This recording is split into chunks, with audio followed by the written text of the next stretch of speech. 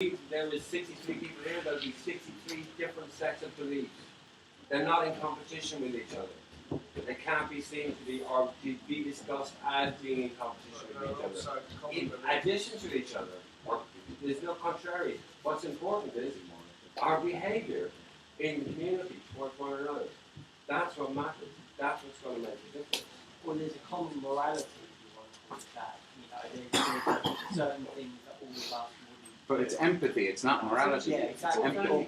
It's beneath morality, and it's important because morality is a sheath. Empathy is emergent. So a person with empathy doesn't need a set of rules. They can feel what's happening, and that's not moral. Because morals are always imposed. They're not emergent. Can I just add something? It's more. Go for it, Danny. Tell him. Can I just ask you, are you a moral man? Can I have a hand? I'm totally amoral. We got. Can I have a show of hands of people who think they're moral? A moral man. Can we have a show of hands? Do you think you're moral? They all know it's a trick. You are. Do you know what the definition of moral is?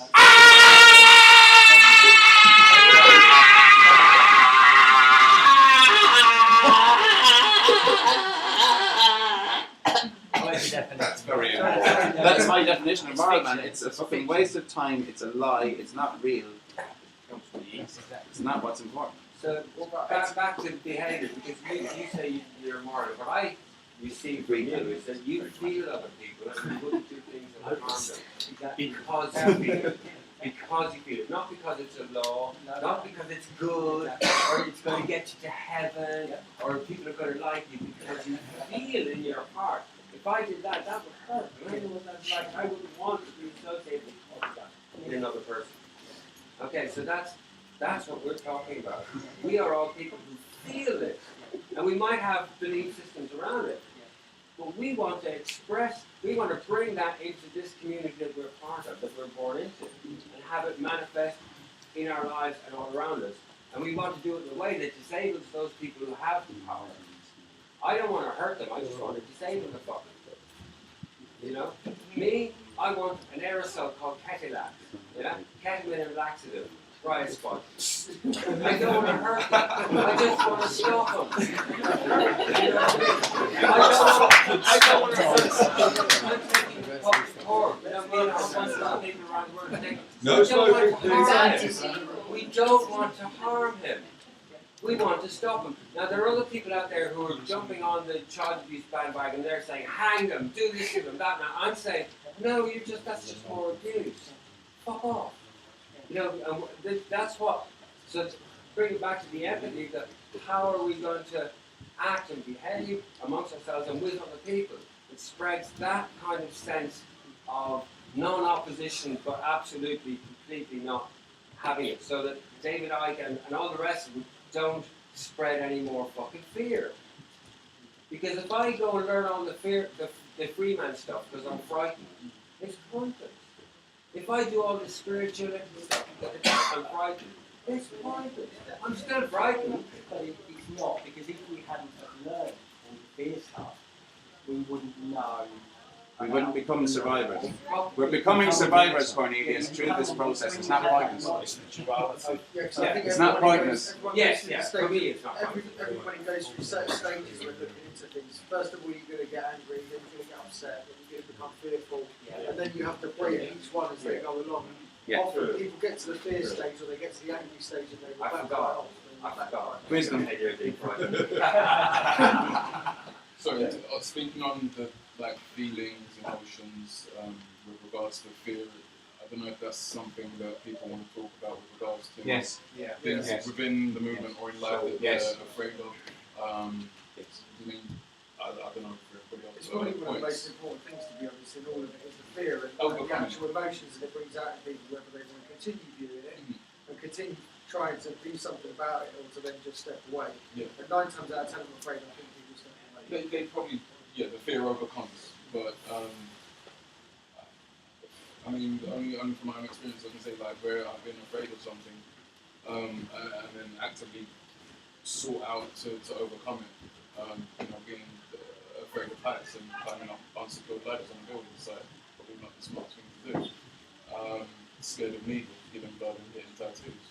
It's roller coasters again, heights and things like that. Just if you can find a way to overcome it, you know, safely within your own parameters, I fully recommend doing that. I don't know if people are scared of the court system, police, bailiffs. Mental hospital. Possibly, you know, I'm not suggesting to go down there and commit yourself just to see what it's like so you can say you've overcome it, but... Toby, man, do you want to, because I talked a lot about Toby on this subject, do you want to say anything? No, it's all been said. Yeah, cool. I just fulfilled the message. I'm not like, them therapists, I don't know if they deal with emotions and that, but when people say the only thing to fear is fear itself, then there is a fundamental truth behind that. But again, you have fun as well. Like I said, there's the strength within yourself to overcome it. So the mainstream media as well, if you look at the mainstream media, they'll show you pictures from Iraq, but it'll be their version of Iraq, it'll be their version of Afghanistan. So they'll show you one man being put into the back of an ambulance, when really the reality is like body bits everywhere, you know? Now most people, they won't go searching for those body bits because they've already seen it in the mainstream media. But obviously people that have gone beyond and looked at that stuff and actually, I'm not saying it's kind of like almost you become desensitized to it, but unfortunately I reckon a lot of us in this room probably have. To a certain extent.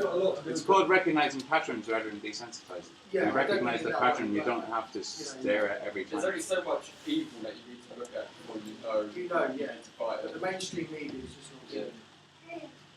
It's very interesting when you see those pictures of Palestine. The first thing you want to do is put them on your Facebook page and show other people saying what they are.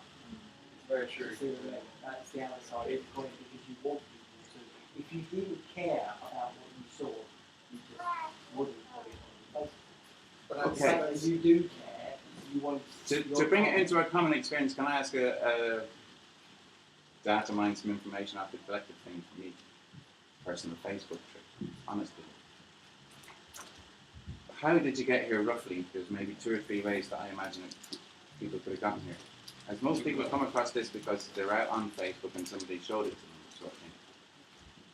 Is that a sort of a that most people are? We do show hands. Is that not many people then? YouTube. It's not many people. Sorry, what was the question? How did you get there? How do you know to come here? It's just the internet in general. And you No, it can only be 2 or 3 ways. Facebook or YouTube. Most people who came across it on YouTube, I'd imagine, must have come across it only through Danny. Yeah. Is that a good half of everything? Go yay. Yeah. No, that's a quarter. yeah, The people who came through Facebook go yay. There's more from Facebook than YouTube. The people from YouTube, again, who came from YouTube? Really? I've got it another way. You sent me a message.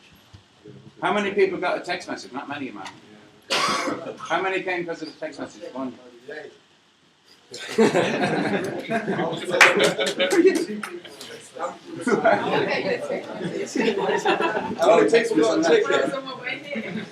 How many have Dave. paid? Dave, this person. Right, other have paid. Fluff man, what wind blew you? Was it YouTube? Can we go back to that discussion about fear? Because They're tied together, man. How do we help That's for a reason. Like, this is really important. Like, we'll all meet people who, like, they're on that cusp where they're feeling a lot of fear or they've done this thing. How do you help somebody? How do you understand them in their position? And not do what I do, but out of fear, not from Actually, how do you help? You'd be able to shift. You'd be able to shift your own personal position, how you look at the thing, with your imagination. You can only help yourself. Danny here was speaking for you. Go for it. No, I was going to say that, I'm feeling all sorts of feelings.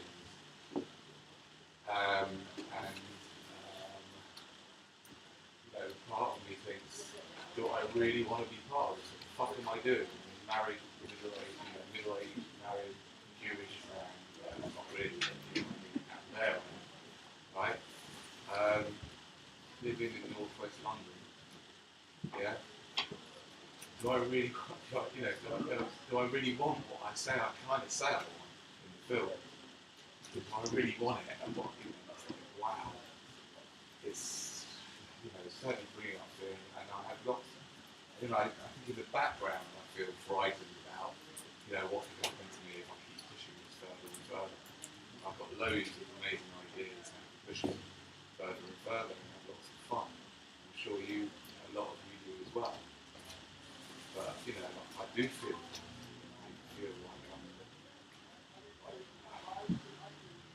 I'm frightened of the dentist. Right? I'm not frightened of standing, with a megaphone in front of 1,000 people. I'm frightened of the dentist, and I'm frightened. And there are thoughts about what could happen to me, what they can do to me, that still, can have an effect. Did you Danny? come from a stable background, like mum, dad, no problems, generations, and there was an expectation placed on you from an early age, and, convention. Yeah, absolutely. With something we're in a different type of Jewish Danny? He was asking about doing certain things about what, how to tackle certain things about, or whatever, Yeah, because I'm non-violent, I've chosen to be non-violent, non-angry, and it makes it very difficult to express negativity if you're like me. Okay. There's nothing you can do. Yeah, what I was going to say is, for example, if you tell them to like stopping paying the TV rights, and the consequence of that, what? Okay. Can I give a real example of Danny's real thing with the fear, because it's the most up to date that me and Danny are, and it's true me and Danny maybe that most come or something. But Danny, that's what I was going to say to you is, like, I know that where Danny's facing the most fear at the minute is because of something that you've seen part 1 of and not seen part 2 of. And I know that the reason you haven't seen part 2 is because of fear. And I know it's not just the fear of releasing it because it might bring something back on Danny. I know there's also the fear of fucking playing into the hands of these people who are instigating this against us. This isn't going out looking for trouble, this is being instigated against us, and it's putting the fear in us for our families and ourselves and our sanity and the whole bigger picture thing as well. So some of us find ourselves like gladiators in the fucking Colosseum, down in the fucking pits, fighting for our lives, with some internet trolling, commenting people, cheering us on, or booing us. Essentially, that's where I'm at right now. What I'm presenting to you is this, is that when Danny, like I got a lift here with Danny, man, and he ain't the best driver I've ever sat beside, but I sat beside some really good drivers. There's a scale of economics and stuff, but nonetheless, over something that may have happened, that by coincidence, a polarity happened to be around and see it and choose to chase him. There's a whole process just before Danny even becomes conscious of it that happened outside of him. So some cop is cycling along on his bike and happens to notice Danny apparently go through a red light, or maybe imagined, I don't know, nobody knows. But he chases after Danny on the bike and he stops Danny and he says, do you know what you just did? And Danny's like such an interesting person to talk to, that it was a very interesting conversation. So we all passed on to each other and said, man, this is one of the most interesting conversations between a humanoid, like, Jewish kid, that could be anyone, and one of these officer people out on a bike.